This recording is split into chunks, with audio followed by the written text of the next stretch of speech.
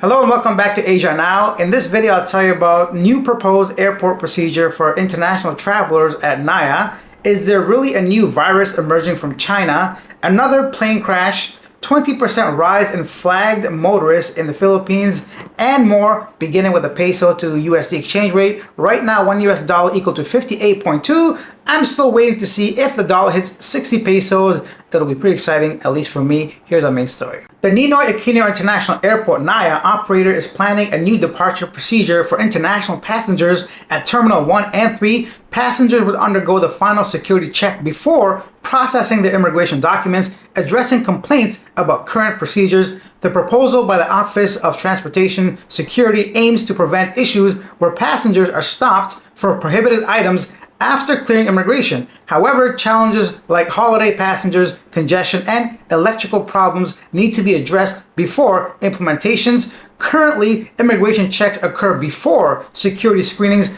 unlike in other countries. No date has been set for the changes, but discussions among agencies are ongoing. What does all that mean? So basically, in most other countries, you have to go through security checks, your carry-on or whatever, empty it all out. You got whatever, batteries, laptops, water, lotions, cologne, perfume, whatever you got going on. And then after that check, you go to immigration, they stamp your passport, and you're on your way. But now, at Naya International Airport in Manila, they're kind of doing it the opposite way. Currently, right now, you have to go through immigration first, then you go through security check. At that point, if you have a prohibited item, let's say you got some big old machete in your hand and you're trying to carry that onto the plane, they say, no, you can't do that, right? So the problem is you can't go back because your passport's already been stamped. Therefore, you have to dispose of whatever prohibited item you have. You can't go ahead and give it to somebody like a family member or do something else with it. But I don't see the problem with that. I feel like if you're not ready at that security checkpoint, it's your loss, bro. You made a mistake, you goofed, right? So that's it. You gotta deal with the consequences. For me, my biggest issue ever, I think one time I forgot my water bottle that was in my bag and I drank that away and dashed away the foolishness, right? So that's what it was. A lot of times, you just gotta be a little prepared. I don't see a problem with it, but I guess they wanna go ahead and please everybody. But problems with congestion is going to occur. So let's see what happens with that. Leave your comments down below. Let me know, what do you think? Which way do you think is more, I guess if everybody in the world's doing it one way, the Philippines doing it the other way, maybe that speaks for itself. But I'm curious on your thoughts. For me, I don't see the big deal, but I guess if they switch it over just so they can align with the rest of the world, that way passengers aren't surprised internationally when they come through Naya Airport itself. I'd love to hear your thoughts down below. And our next story, I kept seeing this the past couple of days, but I wasn't really sure if I wanted to look into it even because I didn't want to really face it, to be honest. I just felt like it wasn't really accurate and I really don't want to hear about it until it's like maybe too late, but here's what I'm talking about. The Philippines Department of Health clarified that the World Health Organization, WHO, has not confirmed any new global health outbreak despite rumors spreading online. Social media posts falsely claim that China declared a state of emergency due to respiratory illnesses like influenza, HMVP, whatever, mycoplasma, pneumonia, and COVID. The DOH emphasized that no reliable source, including WHO or Chinese health agencies, have supported these claims. It urged the public to verify information before sharing and avoid spreading misinformation. The DOH assured that the country's disease surveillance system remains operational and will provide updates if any credible information arises. Yeah, lots of stuff on Facebook claiming there's a new virus or just an outbreak of the stuff that I just read about in China. Yeah, I don't even want to look into it, but it seems like, according to the Philippine DOH, it's not accurate. And then the LTO, the Land Transportation Office, said a total of 639,000 motorists were flagged over various traffic violations in 2024, marking a 20.75% increase from the 529,000 violators apprehended in 2023. I don't think there's more actual violators maybe, but I think maybe the LTO, the police officers, the traffic enforcers might just be doing their job. It's one of those things, if you travel to Southeast Asia, any country pretty much, maybe not Malaysia so much, from my own experience, people's are not following the rules, right? People drive whichever way they want. Motorists or drivers, truck drivers, van drivers, it's like kind of like a free-for-all, right? It's not really a right of way, it's more like a right of space. And if not everybody's on the same page, obviously causes a problem. A lot of times, actually being too passive might also be a problem. Anyway, that's a whole different thing. The point is, it seems like traffic enforcers are doing the job by issuing some citations, maybe some tickets, and just stopping more people. I think it's good that they're taking safety more seriously. And I don't know if you guys drive in the Philippines. I shan't dare. Perhaps the motorcycle. Actually, I did ride a motorcycle, but maybe driving in the major cities like Manila, Cebu. Let me know if you have any experience and share any stories that you have. I'm sure we got some juicy ones in the comment sections, and I'll try to read them tomorrow. And then the Cebu City Department of Social Welfare and Services is continuing its operations to rescue individuals who sleep on footbridges and skywalks along Osmeña Boulevard, Cebu City. Mary Grace Luardo, head of the Cebu City Environmental Sanitation and Enforcement Team, told Sunstar Cebu on Saturday, January 4th, that the efforts are in line with Cebu City's Mayor Raymond Alvin Garcia's order to monitor the cleanliness of the streets. Looks like police are out there trying to go ahead and make at least the image of the city a little bit better. A lot of people sleeping on those, of course, under the bridge and on the skywalks, the skywalkways.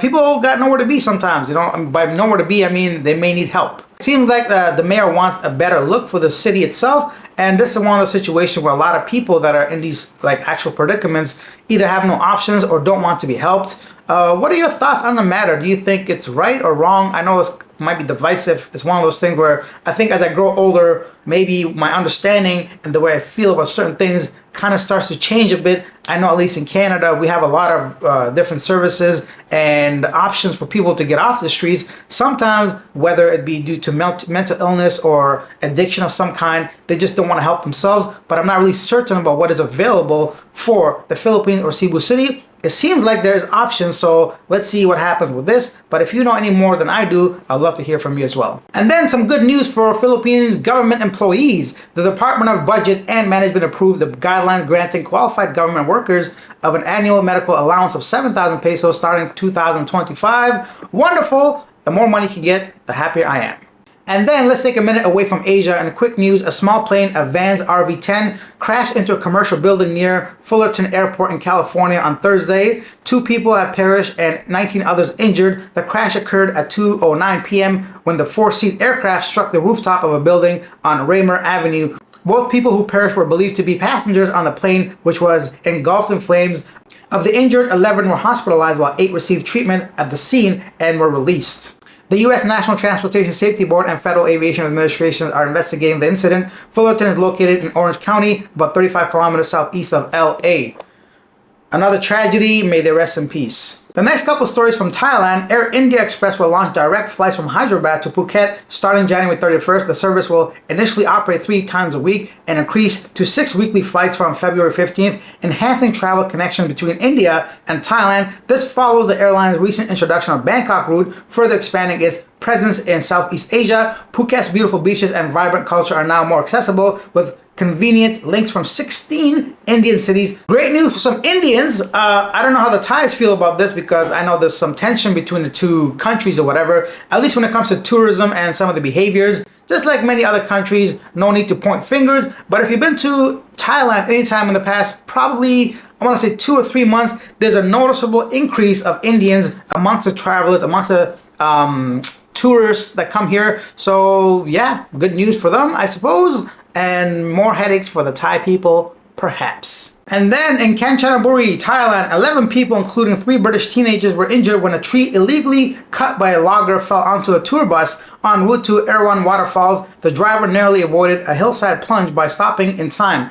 The teenagers suffered minor injuries while Canadian tourist is in ICU with serious wounds. Authorities arrested a suspect linked to the illegal timber sales and pledged stricter measures to combat illegal logging and enhance public safety. I'm glad nothing worse happened and that authorities are taking this seriously. I've been to Erwan Falls, a beautiful place actually in Kanchanaburi. I had a wonderful couple days over there. Beautiful, it really reminded me of Canada, the beautiful blue lakes itself, the nature. If you've been in Thailand and have not been to Kanchanaburi, I highly recommend it. Some amazing accommodations. You get to sleep underwater. I'm sure I got a video about it somewhere on the channel. I'll try to post it over here on my Living Abroad. But anyways, check out Kanchanaburi. I highly recommend it. And then South Korean investigators left the official residence of impeached President Yoon Suk Yeol after a near 6-hour standoff during which he defied their attempt to detain him. It's the latest confrontation in a political crisis that has paralyzed South Korean politics and seen 2 heads of state impeached in under 4 months. The country's anti-corruption agency said it withdrew its investigators after the Presidential Security Services blocked them from entering Yoon's residence for hours due to concerns about their safety. The agency said its outnumbered investigators had several scuffles with presidential security forces and expressed, quote, serious regret about the attitude of the suspect who did not comply with legal process, end quote. I mean, to be fair, I'd probably do the same thing. Ain't nobody trying to go to jail, but there's some serious allegations, especially if he gets convicted. There are some serious consequences. They have some strict penalties for stuff like this. And now time for a segment, Yesterday Today, where I read some of the most popular comments regarding our previous video. Let's start off by thanking Smoke God Zero, who bought me 5 coffees and says, total fan, first thing I watch every day on YouTube. Thanks always and happy holidays. Well, thank you so much and happy holidays for you. It means a lot to me. I really appreciate it. It really motivates me to continue making these videos on a regular basis. Frank says, in the West, we have less disposable income trying to pay rent and buy food. Overseas holiday is just a dream now. I hear you, bro, and that's why I had done my best to try to leave the West for now. But you know what? Sometimes dreams come true. And James says, the richer and more developed countries get, the lower the birth rate. This comment was in regards to yesterday when I mentioned Vietnam's birth rate has been decreasing. So that's it for this video. Thank you so much for watching. I really appreciate it. I'll see you guys maybe tomorrow. If not, then Monday. Bye.